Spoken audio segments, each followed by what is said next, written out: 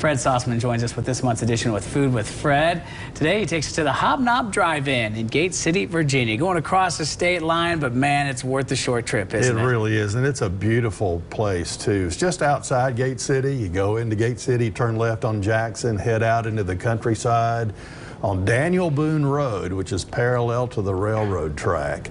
This place, I think, is one of the oldest restaurants in the state of Virginia under the ownership of the same family.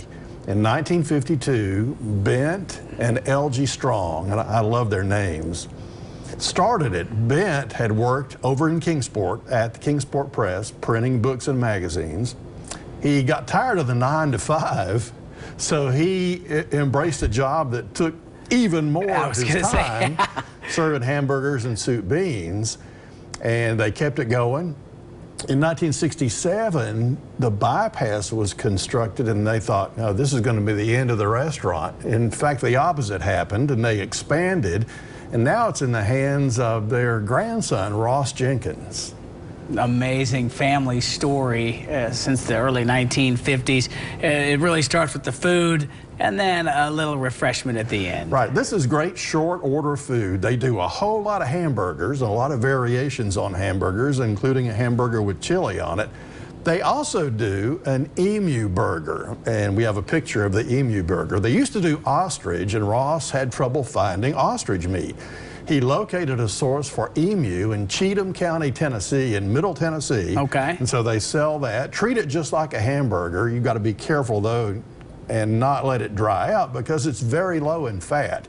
And then there's that soft serve ice cream, and yeah, as you mentioned, the monster cone, which is, I'm sure, a job to construct, let alone to carry, but they sell a ton of these, and it's sort of become the all-star of their social media pages. And what a treat that is. You see that monster cone right there. Certainly, if one person can handle it, it's worth talking about. But really, the epitome of a mom-and-pop shop, epitome of the old-school drive-in.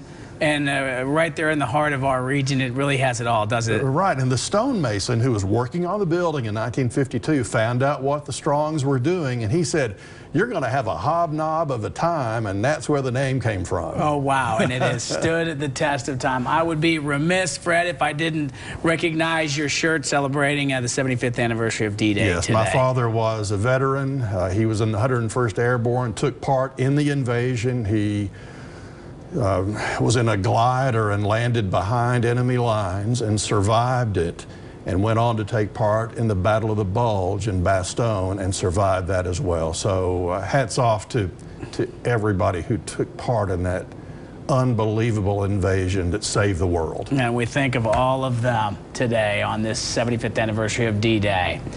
Hob-Nob Drive-In is the topic of the day with Fred Sauceman. You see the address. I love that. Daniel Boone Road. Everything about it just screams local. You see the address and the phone number on your screen. Fred, always a pleasure when you come in. Thanks, Casey.